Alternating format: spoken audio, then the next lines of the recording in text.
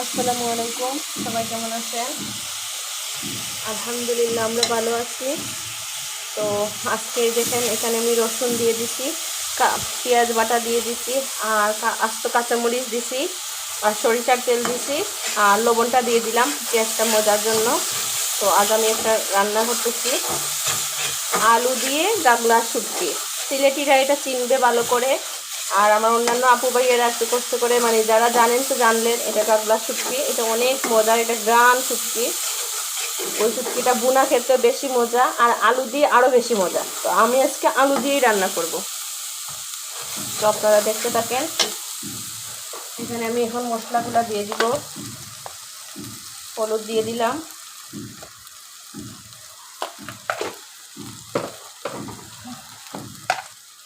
যেহেতু আস্ত কাঁচামরিচ দিছি এখানে আমি মরিচের গুঁড়া দিয়ে দিলাম।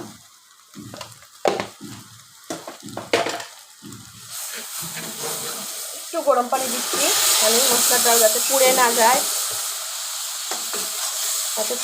যায়, এই জন্য।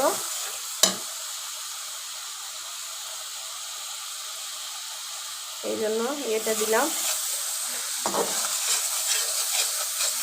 পানি দিলাম। এখন পাঁচফোড়ন দিব।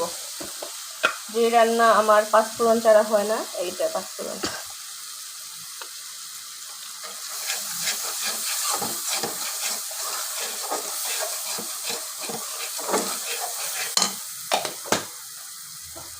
এখানে আমি শুটকিটা দিয়ে দিব।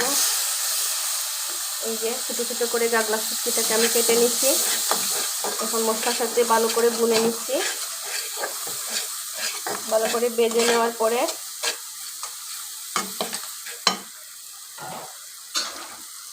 এই তো আমি সাথে সাথে আমার আলুগুলাও দিয়ে দিচ্ছি। সবগুলো একসাথে ভাজা হবে, মানে আলুটাও নরম হবে। আলুটা আমি একটু বড় করে ফেলছি ভুল করে, আলুটা আরও ছোটো ছোটো হতে হবে। আলুটা একদম ছোটো ছোটো হইলে কি হয়, মানে শুটকির সাথে ম্যাচিং হয়।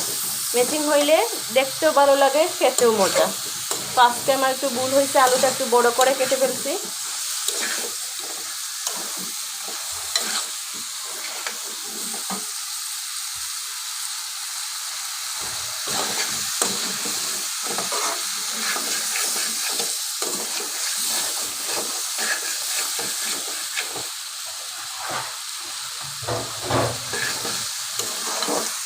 তো আপনাদের কাছে আমার একটা অনুরোধ, সবাই আমার চ্যানেলটিকে সাবস্ক্রাইব করবেন, লাইক কমেন্ট করবেন, সবার কাছে শেয়ার করে দিবেন, ফেসবুকে ফলো দিয়ে দিবেন তাহমিদা লিপি পেজ লিঙ্কে।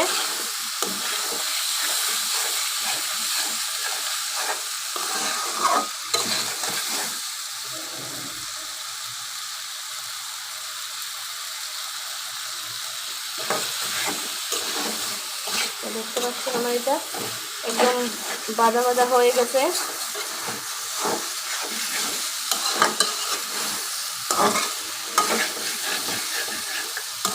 এখনই কি যে গন্ধ বের হয়েছে, কি মজা লাগতেছে গন্ধটা। আপনারা একবার ট্রাই করবেন।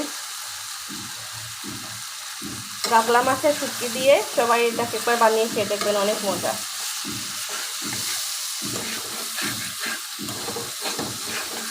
আর এখন শীতকাল আসতেছে, এই শুটকি দিয়ে সিম আলু দিয়ে বেগুন দিয়ে খুবই দুর্দান্ত হয় খেতে, সবাই ট্রাই করবেন। তো এখন আমি গরম পানিটা দিয়ে দিচ্ছি, আপনারা দেখেন, মানে আলুটা সিদ্ধ হওয়ার জন্য।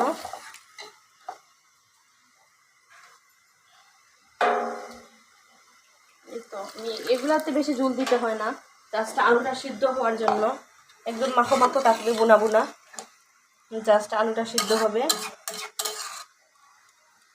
তো আমি এখন একটু ঢেকে দিব।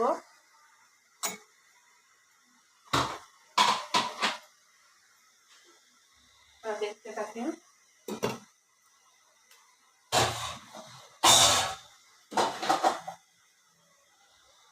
তো আপনারা দেখেন, এই যে আমি ঢাকনা উঠাইলাম, তো এটা হচ্ছে।